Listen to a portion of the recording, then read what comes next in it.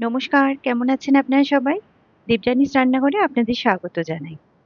এই যা বৃষ্টি শুরু হয়েছে, রোজ রোজ যে কি বানাবো সেটা নিয়েই একটা বিশাল চিন্তা থাকে।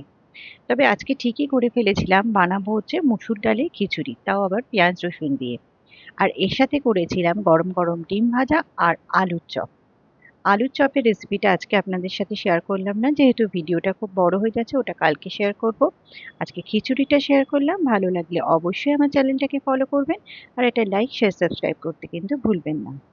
এখানে আমি নিয়ে নিয়েছি 1.5 কাপ মসুর ডাল, এটাকে আমি একটু কিছুক্ষণ ভিজিয়ে রেখেছিলাম। আর নিয়ে নিয়েছি 1.5 কাপ দেরাদুন রাইস, এটাকেও একটু কিছুক্ষণ ভিজিয়ে রেখেছিলাম।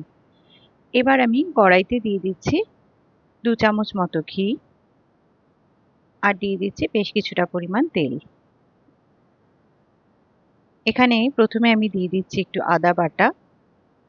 আদাটাকে একটু হালকা ভেজে নেব। এখানে আমি নিয়ে নিয়েছি ধনেপাতার যে ডাঁটটা হয়, সেই ডাঁটটাকে একটু কুচি কুচি করে নিয়েছি আর নিয়ে নিয়েছি কাঁচা লঙ্কা। এটাকে একটু হালকা করে ভেজে নেব। এবার দিয়ে দিচ্ছি এখানে রসুন বাটা।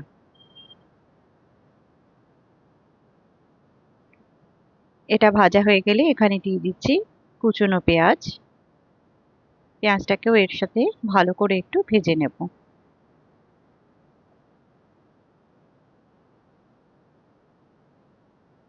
পেঁয়াজটা এখানে ভাজা হয়ে গেছে, এখানে দিয়ে দিলাম 2টো তেজপাতা। এবার এখানে মুসুর ডালটা ছেড়ে দেব।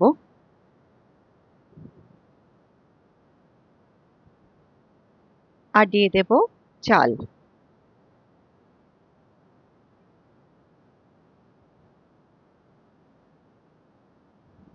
এখানে দিয়ে দিচ্ছি একটু পরিমাণ মতো নুন, সামান্য একটু হলুদ গুঁড়ো।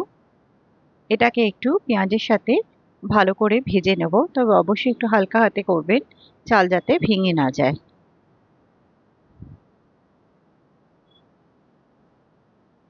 এটা কিন্তু ভালো মতো ভাজা হয়ে গেছে। এবার এখানে জল কিন্তু আমি আগে থেকেই গরম করে রেখেছিলাম, এর মধ্যে চাল ডালটাকে ছেড়ে দেব। ভালো করে এটাকে মিশিয়ে একদম ফুটতে দেবো এটাকে, যতক্ষণ না এটা সেদ্ধ হয়ে যায়। এটা কিন্তু একদম সেদ্ধ হয়ে গেছে। এর মধ্যে আমি দিয়ে দিলাম কাঁচা লঙ্কা চিড়ে। এবার এটাকে একটা ফোড়ন দেব। এর জন্য আমি এখানে দিয়ে দিচ্ছি 2 চামচ মতো ঘি আর একটু তেল। এটাকে একটু গরম হয়ে গেলে এর মধ্যে দিয়ে দিচ্ছি 2টো শুকনো লঙ্কা ফোড়ন। শুকনো লঙ্কাটা একটু আগে ভেজে নেব।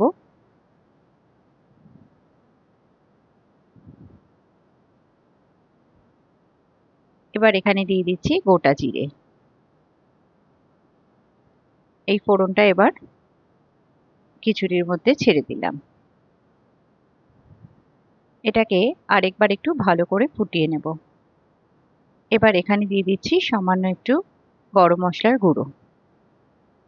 ব্যাস, এটা একবার ভালো করে ফুটে গেলেই কিন্তু খিচুড়ি রেডি হয়ে যাবে। তবে আমি একটু সামান্য চিনিও দিয়েছি, আপনারা চাইলে দিতে পারেন, নাও দিতে পারেন।